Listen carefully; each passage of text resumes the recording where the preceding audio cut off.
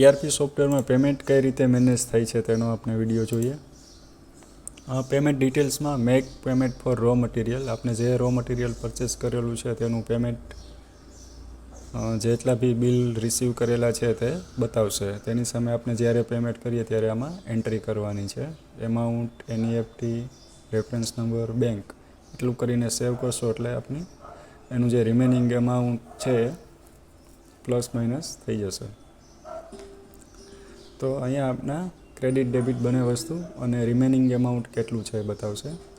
Same આપણે job work માટેના જેટલા બિલ રિસીવ કરેલા હોય તો સેમ એના બિલ બતાવશે. પરચેઝ કરેલું હોય અલગથી બીજી કોઈ આઇટમ રો મટીરિયલ સિવાયની તો એના બિલ બતાવશે. પેમેન્ટ ડ્યુ રિપોર્ટ છે ડેટ વાઇઝ, કે આપણે જે ડ્યુ ડે નક્કી કરેલા છે એના આધારે રિપોર્ટ જોઈ શકીએ કે 29 ઓક્ટોબરનું બિલ છે તો 28 નવેમ્બરે ડ્યુ થાય છે તો 31 દિવસ છે આપણી પાસે પેમેન્ટ કરવા માટે. સેમ જુઓ કે 15 ઓક્ટોબરનું જે બિલ હતું એ 20 ઓક્ટોબર એટલે કે 8 દિવસ ઓલરેડી આપણે લાઇટ આલી છે તો એ રેડમાં બતાવશે. તો એ ડ્યુ ડેટ ઉપરથી આપણે ખ્યાલ આવશે કે ક્યારે કોનું પેમેન્ટ કેટલું ડ્યુ થાય છે કે કરવાનું છે તાત્કાલિક.